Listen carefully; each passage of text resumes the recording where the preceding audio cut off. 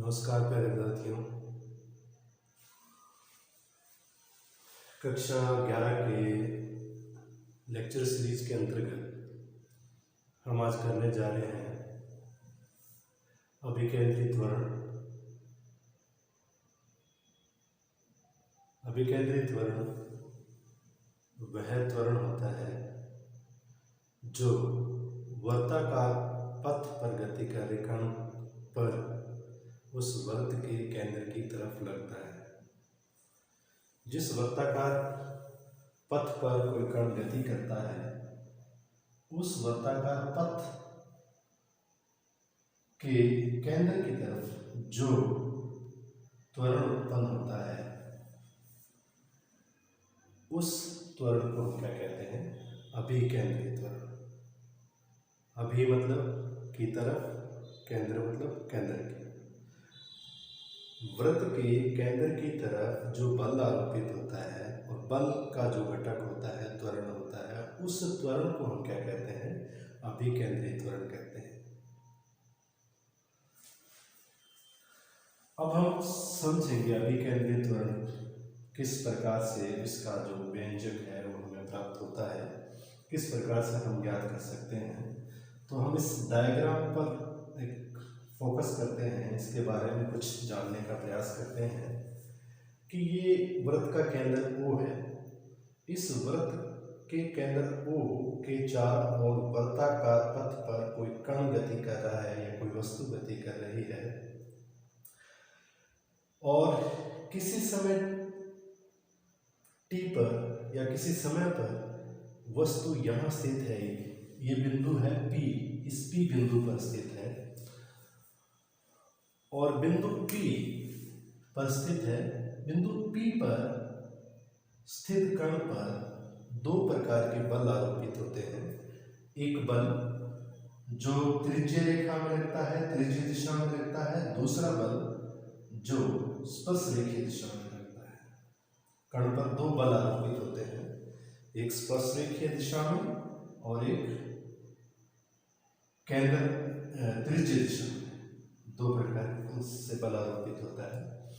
तो हमने क्या किया, त्रिज्य दिशा में एक एकांक सदिश मान लिया ER कैप।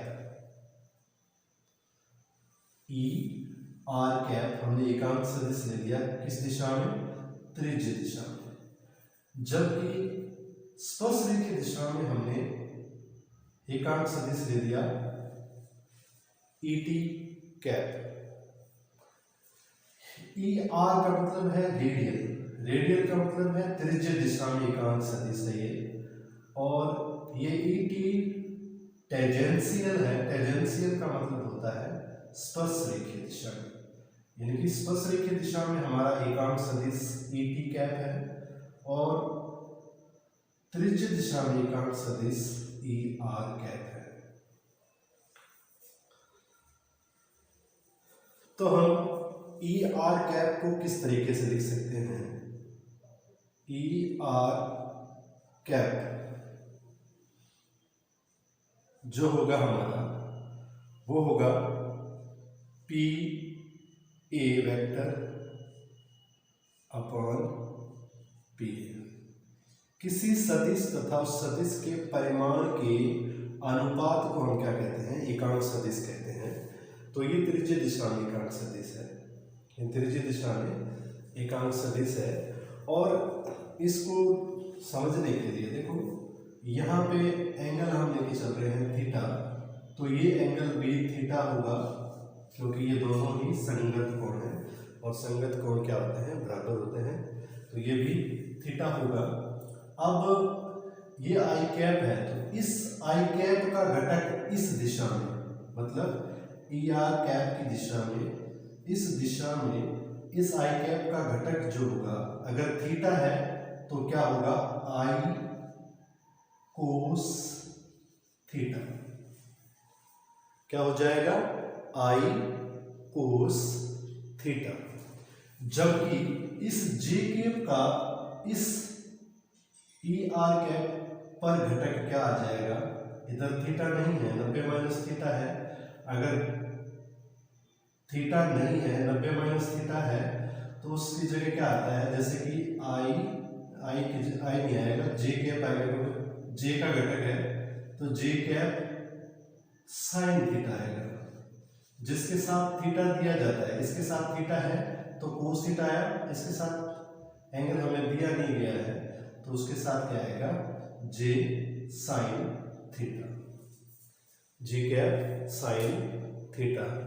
ठीक इसी प्रकार हम इसको लिखना चाहते हैं, इसको भी उसी तरीके से रिप्रेजेंट करना चाहते हैं, तो पहले हम इसको यहाँ इक्वेशन के रूप में लिखते हैं। तो हमारा ई आर कैप जो है वो आएगा आई कैप कोस थीटा, दोनों एक ही डायरेक्शन में है इसलिए जुड़ जाएंगे, जे कैप साइन थीटा, जे कैप साइन थीटा।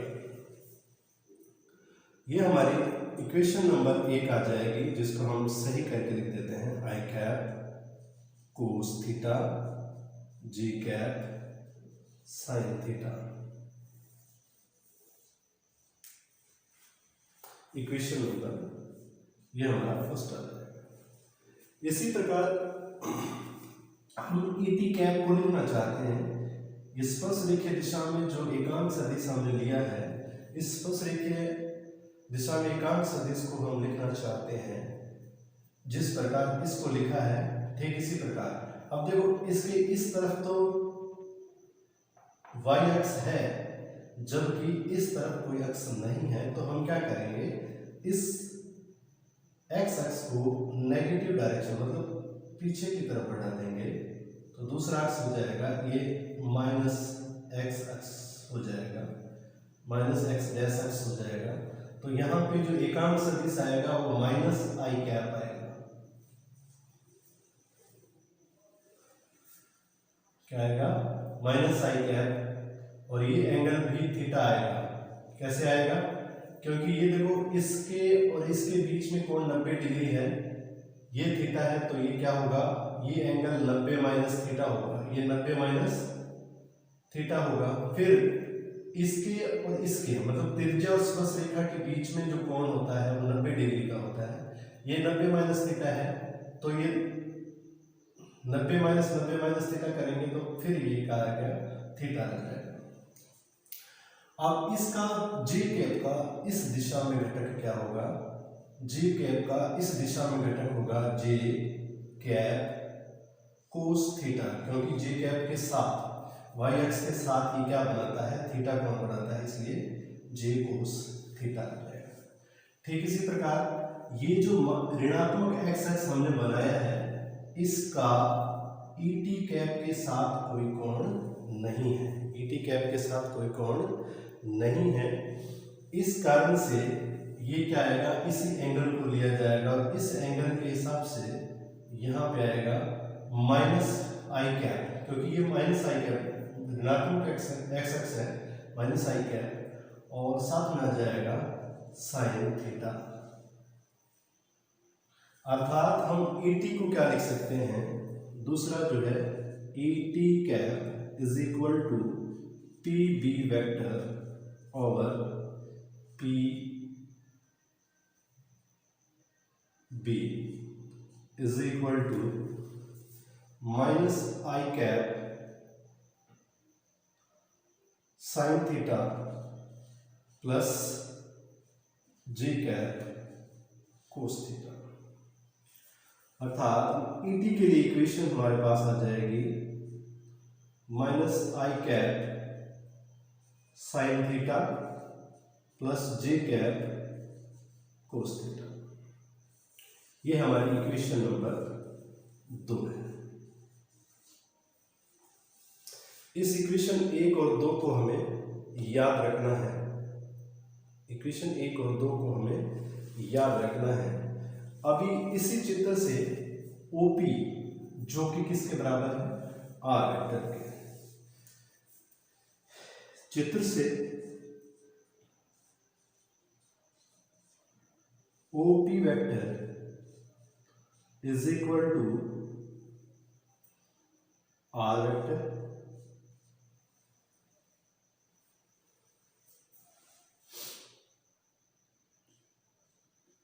या इसको लिख सकते हैं OP इंटू, इसी दिशा में है ये सदिश तो इसके साथ में एकांक सदिश लग जाएगा ER कैप, क्योंकि इसके ऊपर वेक्टर नहीं लगा। वेक्टर इसलिए नहीं लगा क्योंकि इधर साथ में गुणा में क्या आ गया, एकांक सदिश आ गया। अब हमें पता है कि OP जो डिस्टेंस है वो R के बराबर है, इस R के बराबर है, M नहीं लगेगा, तो हम लिखेंगे R vector is equal to आ जाएगा RER कैप। इसको हम और हल करते हैं तो हमारे पास आएगा R vector is equal to R into ER cap की जो वैल्यू है हमारी, ER कैप की वैल्यू ये है, इस वैल्यू को हमने यहां रख दिया, I cap cos theta plus J cap sign theta. ये हमारी इक्वेशन आ जाएगी, इक्वेशन नंबर 3। अर्थात किसी समय t पर अगर कण P पर है तो उसकी स्थिति सदिश को समीकरण 3 द्वारा व्यक्त किया जाएगा। अगर वस्तु इस बिंदु P पर है तो समीकरण 3 उस कण की स्थिति को व्यक्त करती है।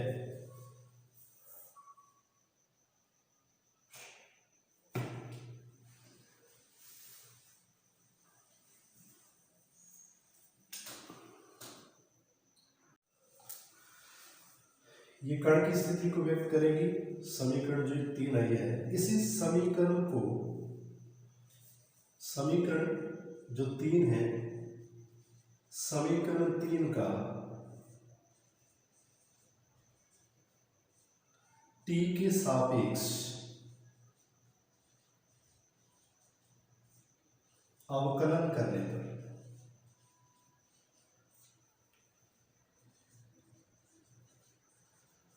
इस समीकरण 3 को हम t के सापेक्ष अवकलित करेंगे, अवकलन करेंगे, तो हमें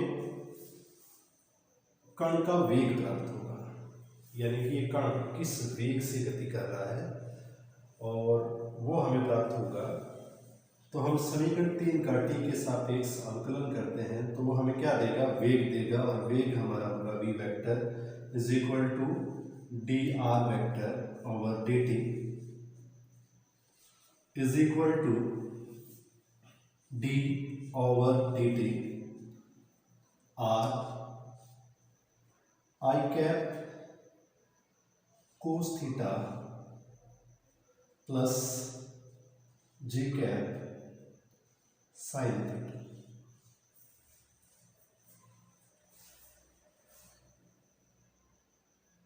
ये हमने क्या किया, R वेक्टर की वैल्यू रखी है और R वेक्टर की वैल्यू हमारे पास ये है, इसको हमने यहाँ रख दिया। रखने के बाद हल करते हैं, अवकलन करते हैं, तो R का अवकलन नहीं होगा, R नियत है,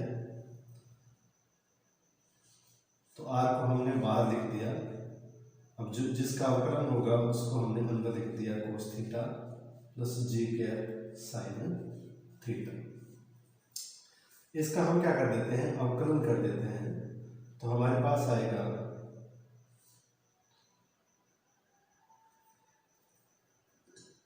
I कैप कोस का जो अवकलन होगा वो माइनस साइन होगा, माइनस साइन थीटा होगा, इसलिए यहाँ पे माइनस लगा रहा हूँ, साइन थीटा लिख रहा हूँ, और इसके गुणा में डी थीटा बटे में डी टी आ जाएगा। प्लस इसी प्रकार से यहाँ पे जे क्या है, साइन का अवकलन कोस थीटा होता है, कोस थीटा, इसके गुणा में d theta over d t आ जाएगा।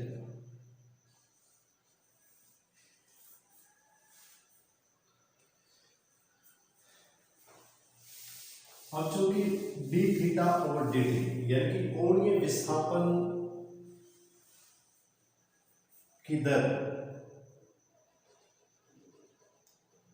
एकांक समय में किसी वस्तु द्वारा तय कोणीय विस्थापन को क्या कहते हैं? कोणीय वेग कहते हैं। यानी कि ये जो d थीटा ओवर dt जो है वो बराबर होगा ओमेगा के, कोणीय वेग के बराबर होगा। तो इसकी जगह हम क्या लगा देंगे? ओमेगा लगा देंगे।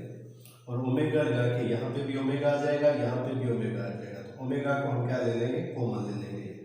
तो हमारे पास ओमेगा आर हमने बाहर लिख दिया, इसकी जगह ओमेगा आ गया, इसको बाहर लिख दिया। हमारे पास क्या बचा? Minus I cap sign theta plus J cap cos theta. और ये हमारी इक्वेशन आई थी, इक्वेशन नंबर 2। इक्वेशन नंबर 2 आई थी जिसमें हमने ए टी कैप को लिखा था। ए टी कैप को हमने लिखा था आई cap sign theta plus J cap cos theta. तो आई minus I cap sign theta plus J cap cos theta, इसकी जगह हम क्या लगा देंगे? ई टी लगा देंगे। तो omega R E T cap ये हमारा वी है। अर्थात किसी वर्ताकार पथ पर गति करता हुआ कण, किसी वर्ताकार पथ पर गति करता हुआ कण, सिर्फ उस कण का जो वेग होता है वो हमेशा स्पर्श रेखीय दिशा में होता है, त्रिज्य दिशा में कोई वेग नहीं होता है। इसके बाद हम बात करते हैं इस कण के अंदर उत्पन्न त्वरण की। तो इसके लिए इक्वेशन हम ये इक्वेशन वी वेक्टर, इसको इक्वेशन नंबर दे देते हैं। मान लेते हैं कि ये इक्वेशन नंबर क्या है? 4 है। Equation number 4। इस इक्वेशन नंबर 4 को याद रखना है। ये इक्वेशन 5 है।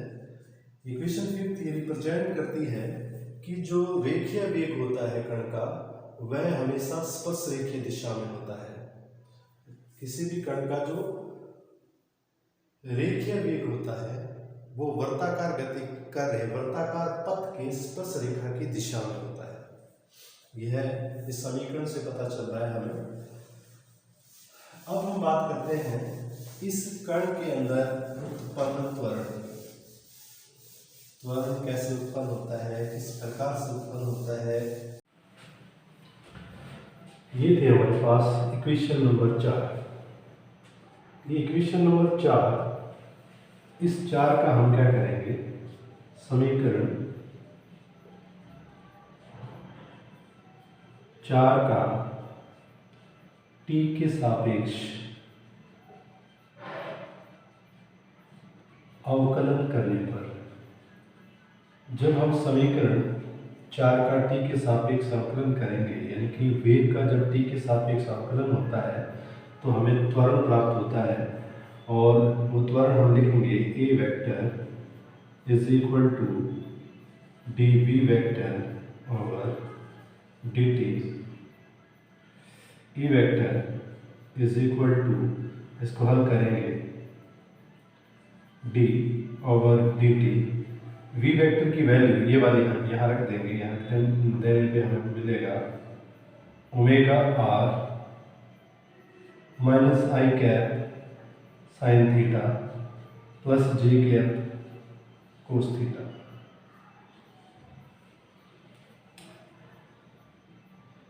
क्योंकि ये जो आर है नियत है, इसकी त्रिज्या बदलती नहीं है। A vector is equal to r d over d t. इसको हम हल करेंगे तो हमारे पास हल करने के लिए सिर्फ रहेगा minus I cap sign theta plus J cap cos theta. इन दोनों को हम अवकलित करेंगे। ये जो पार्ट है हमारा ए कहलाएगा, ये जो भाग है हमारा ए कहलाएगा। ये हमारी इक्वेशन का ए पार्ट है और ये हमारा बी पार्ट है। इस तरीके से जब कोई भी इक्वेशन हो तो उसके हल करने के लिए एक फॉर्मूला होता है।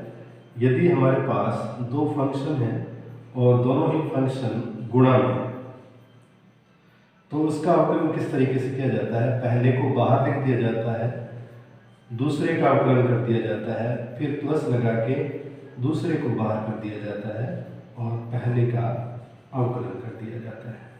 इस फॉर्मूले का उपयोग हम यहाँ करेंगे। तो मैं लिख रहा हूँ आर को बाहर, ओमेगा को एक बार इधर लिख दिया हमने और डी ओवर डी टी, इसको पूरे का अवकलन कर दिया आई cap sign theta plus J cap cos theta, बीच में आएगा प्लस लगा दिया। फिर इसका हमने क्या कर दिया था, अवकलन कर दिया था, तो इसको हम अब की बार बाहर लिखेंगे minus I cap sign theta plus J cap cos theta, और पहले वाले का हम कर देंगे अवकलन D omega over d T.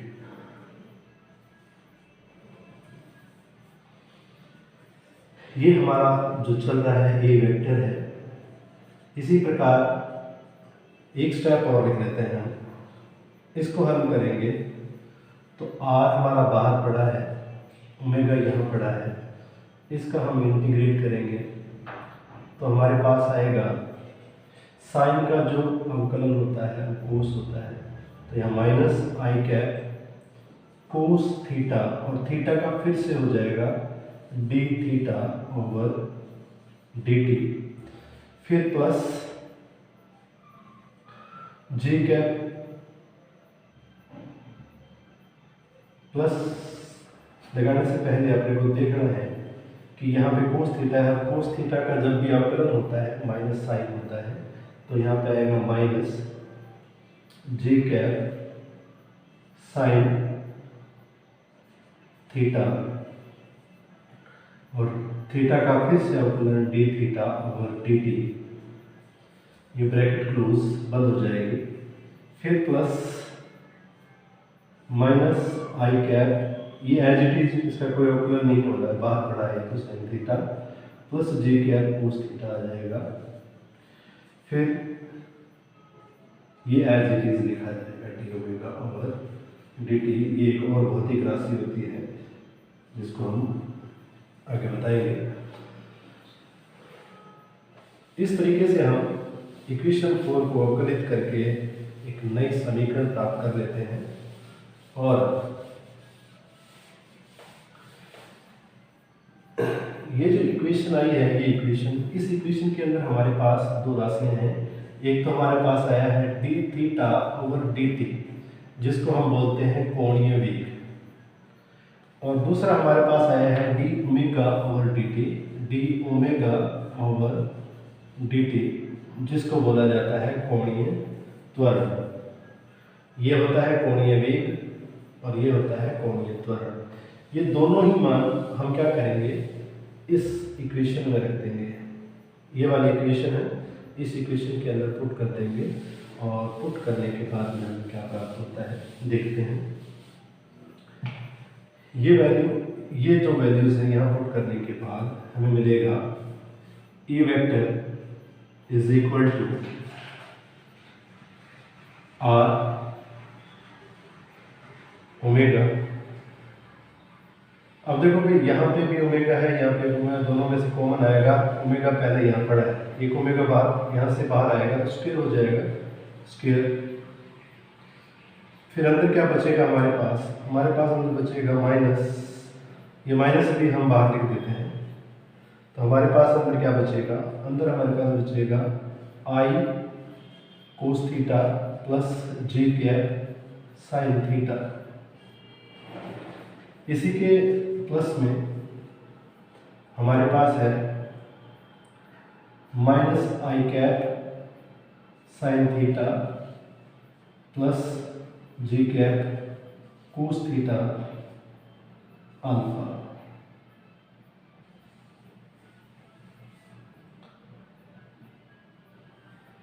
A vector is equal to, इसको हम बाहर लिख देते हैं। ये जो है हमारी इक्वेशन नंबर 1 आई थी, जिसमें हमने वैल्यू निकाली थी ई आर कैप की, तो ये यहाँ इसकी जगह ई आर कैप आ जाएगा, तो minus omega square R E R cap, इसकी जगह हमने क्या लिख दिया, ई आर कैप लिख दिया। ठीक इसी प्रकार यहाँ पे ये जो आर है अंदर मल्टीप्लाई होगा तो क्या आएगा प्लस आर अल्फा, और ये आ जाएगा ई टी कैप, ये क्या आ जाएगा ई टी कैप। और ये जो इक्वेशन आई है हमारी इक्वेशन नंबर, इसको मान लेते हैं हम, ये 6th इक्वेशन है, 6 नंबर समीकरण है। इस 6 नंबर समीकरण में जो त्वरण है, रेखीय त्वरण है, ये दो भाग में विभाजित हो जाता है। एक भाग को हम अभिकेंद्रीय त्वरण कहते हैं, दूसरे भाग को हम स्पर्श रेखीय त्वरण कहते हैं। पहले भाग को हम अभिकेंद्रीय त्वरण कहते हैं, दूसरे भाग को हम स्पर्श रेखीय त्वरण कहते हैं। अभिकेंद्रीय त्वरण केंद्र की तरफ आरोपित होता है, जबकि स्पर्श रेखीय त्वरण वर्गाकार पथ की स्पर्श रेखा के अनुदिश रहता है। अब हम बात कर रहे हैं अभिकेंद्रीय त्वरण की। तो अभिकेंद्रीय त्वरण,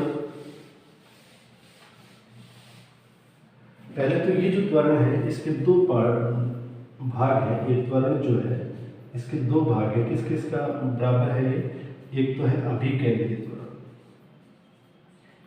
अभिकेंद्रीय त्वरण जो कहते हैं, केंद्र की तो और क्यों लगता है, कैसे पता लगा, अभिकेंद्रीय त्वरण और दूसरा है स्पर्श रेखीय त्वरण। स्पर्श रेखीय त्वरण, ये दो प्रकार के त्वरण है। अब इसको अभिकेंद्रीय त्वरण क्यों कहते हैं, क्यों, अब देखो ए आर कैप हमने किस डायरेक्शन में लिया है, इस डायरेक्शन में लिया है, इस डायरेक्शन में, जबकि इसके साथ में माइनस आ गया है, इस कारण से अब हम इसको किस दिशा में मानेंगे, इस दिशा में। माइनस आ गया है इस कारण से इस दिशा में। अब क्योंकि ये वृत्त का केंद्र है और इस केंद्र की ओर लग रहा है, इसलिए इसको क्या बोला जाता है, अभिकेंद्रीय त्वरण बोला जाता है।